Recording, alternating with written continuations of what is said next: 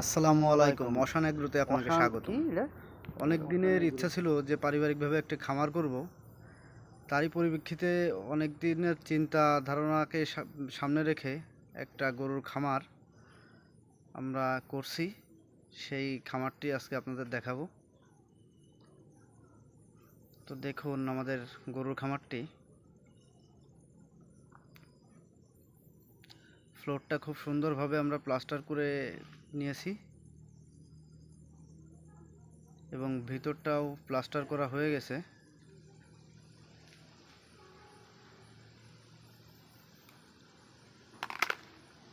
এবং আমরা গরুর খাবারের জন্য টোটাল 9টা পাত্র রেখেছি, যার ভিতরে 3টাতে পানি থাকবে এবং 6টার ভিতরে গরুর খাবার থাকবে।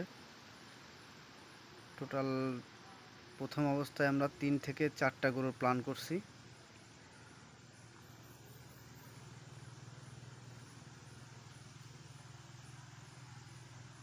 তো দেখুন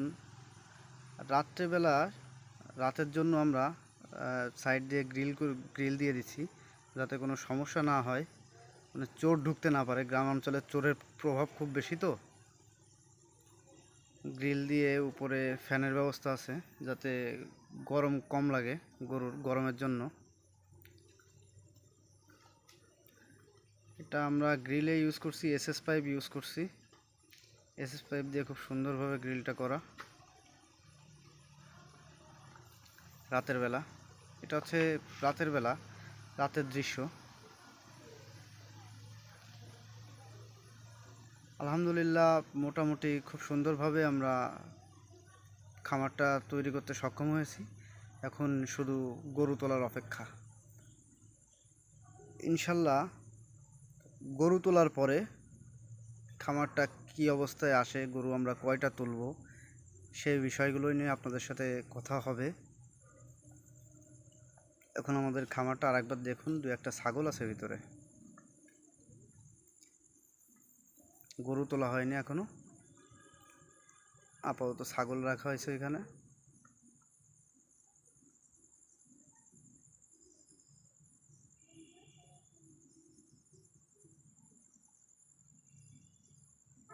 আমাদের প্ল্যান আছে আরও বড় করে করার। আপাতত ট্রায়াল বেসিসে এই খামারটা করছি আমরা, তাই আপনাদের সামনে নিয়ে আসলাম খামারটি। প্রথম অবস্থায় আসলে লাভ কী হবে অথবা কী ক্ষতি হবে, এটা তো জানার দরকার আছে। যার কারণে আমরা 3 থেকে 4টা গরু হয়তো বা প্রথমে তুলব ট্রায়াল বেসিস।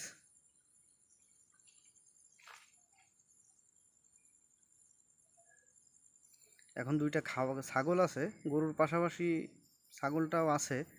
একই খাবার দিয়ে আরও 2-1টা ছাগল বড় হয়ে যাবে, যার কারণে ছাগলটা নিয়ে আসা।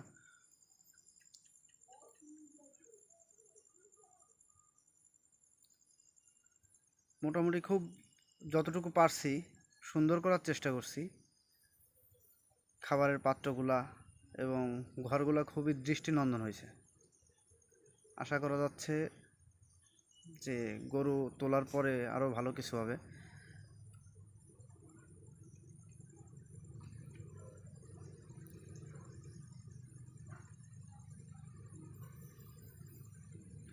সাইডে গ্রিল দিয়ে টোটালটা আটকানো আছে।